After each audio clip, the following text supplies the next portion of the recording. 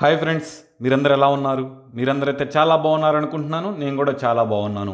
ఈరోజు మీ ముందుకి భూమి మీద నిజంగానే జలవృక్షం ఉందా? ఉంటే అది ఎక్కడ ఉంది? దాని నామధేయం ఏమిటి? ఇలాంటి ప్రకృతిలోని అద్భుతమైన విషయాలని ఈ వీడియోలో చూద్దాం. ఫ్రెండ్స్, మీలో కనుక ఫ్రీ టైం తెలుగు ఛానల్ని ఎవరైనా సబ్స్క్రైబ్ చేయకపోతే తొందరగా చేయండి. మరో విషయం, పక్కనే ఉన్న బెల్ ఐకాన్ని కూడా ప్రెస్ చేయండి. ఇక వీడియోలోకి వెళ్ళిపోదాం. క్రోకోడైల్ బార్క్ అనగానే మొసల గురించి అయితే కాదండి, మనం మాట్లాడుకుంటున్న జలవృక్షం గురించే. ఈ జలవృక్షం యొక్క నామధేయమే క్రోకోడైల్ బార్క్. ఇది మొసలి చర్మం పోలి ఉండడంతో ఈ చెట్టుని క్రోకోడైల్ బార్క్ అని పిలుస్తారు. దీని శాస్త్రీయ నామం టెర్మినలియా ఎల్పిటికా. క్రోకోడైల్ బార్క్ ప్రత్యేకత ఏమిటి అంటే, ఈ చెట్టు కాండం లోపల ఎక్కడైనా చిన్న రంధ్రం చేసినట్లయితే అక్కడ నుండి జలం కారుతుంది. మంచి వేసవి కాలంలో కూడా దీని నుండి జలం వస్తుంది.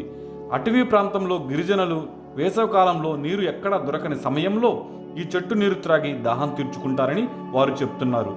వృక్ష శాస్త్రవేత్తలకు కూడా అంతు చిక్కని విషయం ఏమిటి అంటే, వేసవి కాలంలో కూడా ఈ చెట్టు అంత నీరు ఎలా ఇస్తుంది అని. మరో యొక్క సైంటిఫిక్ విషయం ఏమిటి అంటే, ఈ చెట్టు నీరు త్రాగడం వల్ల జీర్ణకోశ వ్యాధులు కూడా అన్నీ నయమవుతాయంట అని ఇది సైన్స్గా చెప్తుంది. ఈ చెట్టు యొక్క ఆకులను పట్టుపురుగుల పెంపకంలో వాడతారు. ఈ చెట్టు యొక్క కాయలను వస్త్రాలకి కలర్ డైయింగ్లా వాడతారు. ఈ చెట్టు అన్ని విధాల మానవ మనుగడకు ఎంతో ఉపయోగపడుతుంది.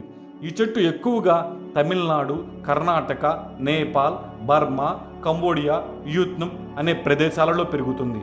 ఈ చెట్టుని అక్కడి అటవీ జాతి గిరిజనులు జలవృక్షంగా పూజిస్తారు. చూశారుగా ఫ్రెండ్స్, క్రోకోడైల్ బార్క్ ట్రీ గురించి. ఇలాంటి మంచి వీడియోస్తో మళ్ళీ మీ ముందుకు వస్తాను. ఫ్రెండ్స్, మర్చిపోకుండా ఫ్రీ టైం తెలుగు ఛానల్ని సబ్స్క్రైబ్ చేసి పక్కనే ఉన్న బెల్ ఐకాన్ని ప్రెస్ చేయండి. నేను చేసే ప్రతి వీడియో మీ మొబైల్కి నోటిఫికేషన్ రూపంలో వస్తుంది. Thank you friends.